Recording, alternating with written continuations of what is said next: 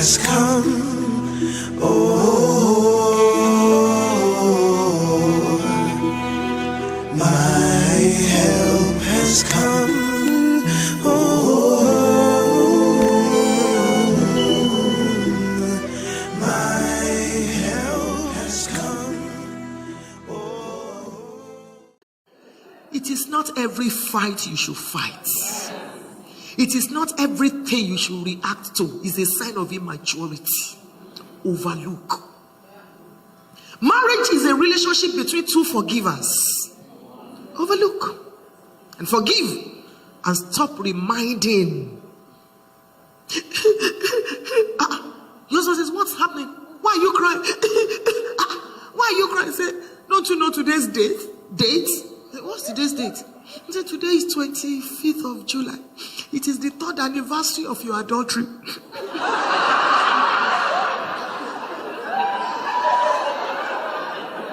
You're reminding him. She went to the floor. Humility.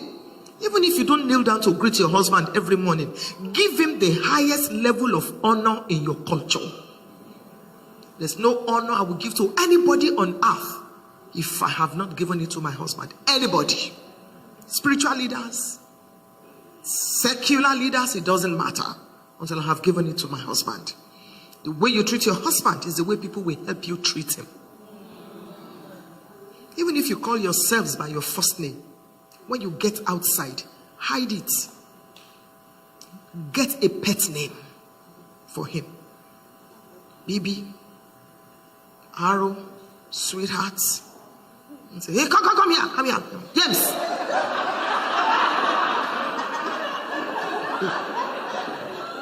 The way you treat him is the way people will treat him. It doesn't matter your culture. There's no man you treat like a king, I will not treat you like a queen. No one. Inside every husband, there are 3 things. A little boy that wants to come out and play. If you address him, he will let you know. Number 2 is a king that wants to reign. Number 3 is a little fool. It depends on the one you address. A man may be as short as a bottle. Don't dare him. It is love that is making the man look, quote and unquote, stupid. If the man should beat you, you will know that his shortness is an advantage. I say, oh, my husband slapped me. I said, what did you say before he slapped you? When he's not a madman. There's a way you provoke something. It is the one you address that comes out. Your husband steps there, your royal majesty. Welcome home. Why would the man not treat you like a queen? You don't beg and fight. Start treating you. Start treating the way Robert was treating his wife. You must treat me. You are a devil. It won't work. It won't work. You earn it. You earn it. Don't dishonor your husband in the presence of a third party or in the presence of your children. In the private and in the public, learn to honor him.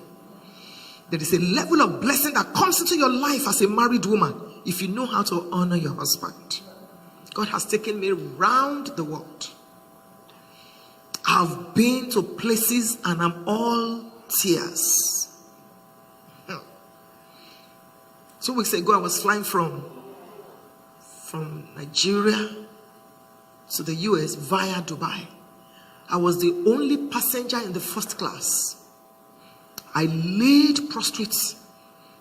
And then I said, Father, hundreds of people are here. But I used to hawk to pay school fees.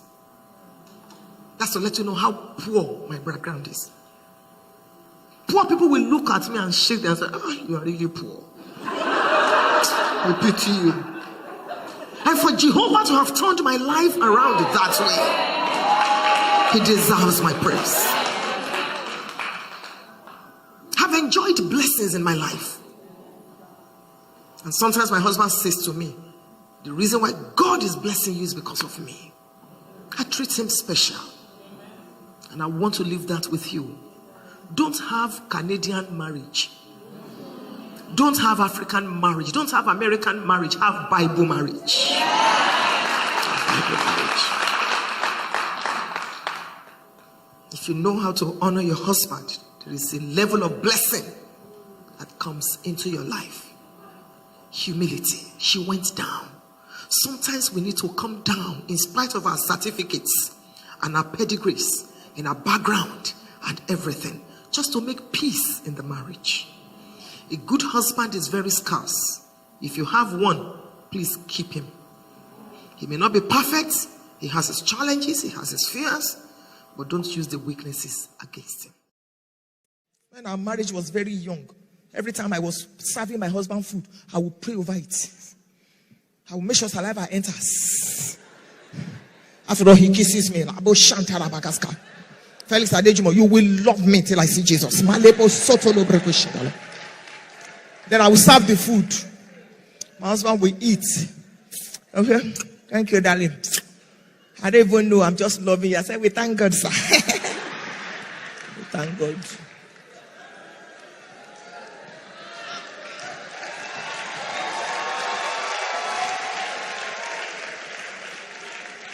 Some of you quarrel too much. Pray. Pray for the man.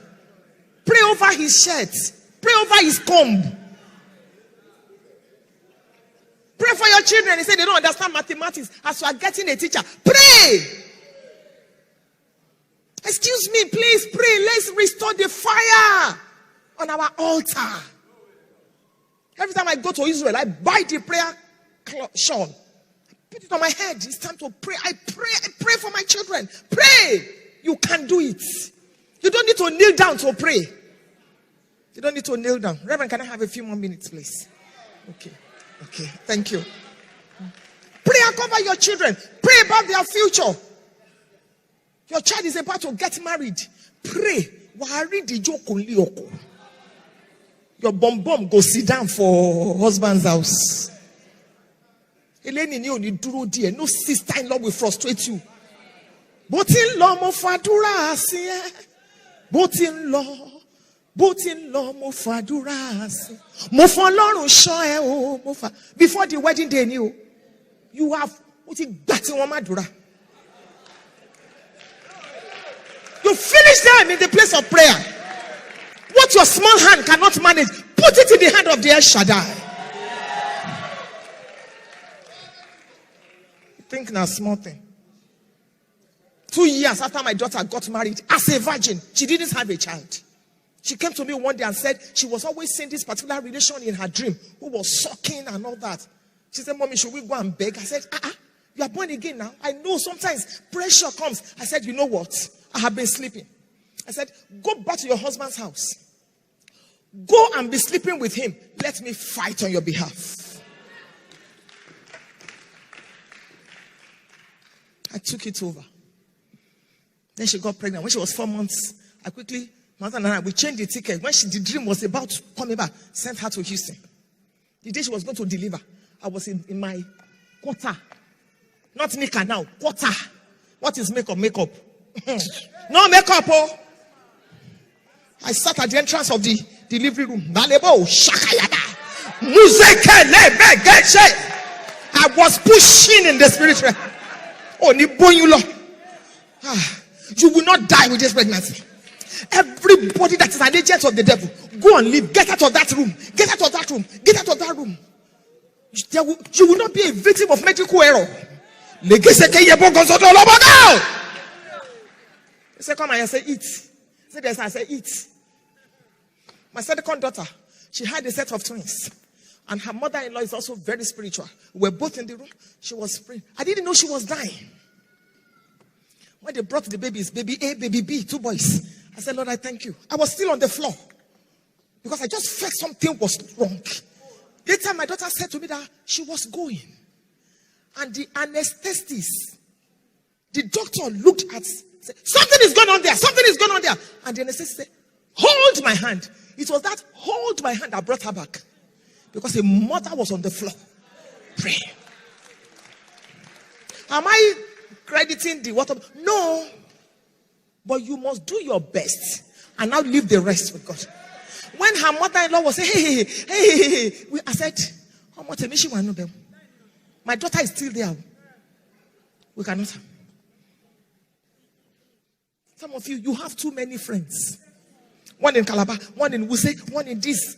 Madam, you don't the old though. Enough of quarreling with husband, quarreling.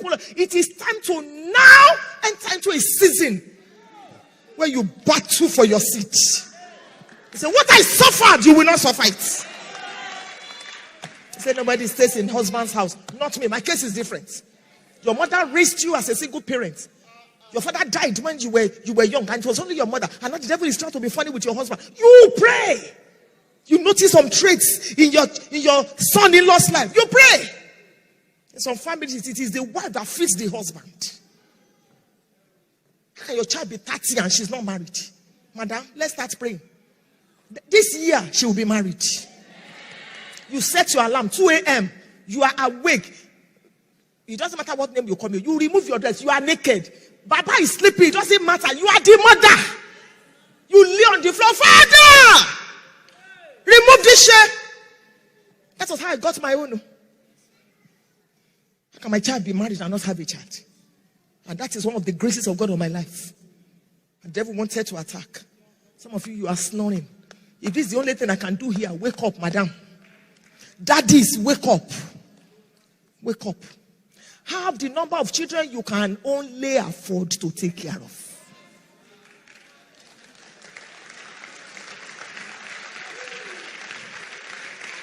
I'm looking for a boy. I'm looking for a girl. Those days. We have left that school now. Anyone God gives us, fantastic. Bishop Benson in Dausa, Mrs. Benson in Dausa. Is that one not better than 1,000 children? My father looked at me and said to me, you are better than 7 sons. Girl. In fact, these days, you must have a girl. When our marriage was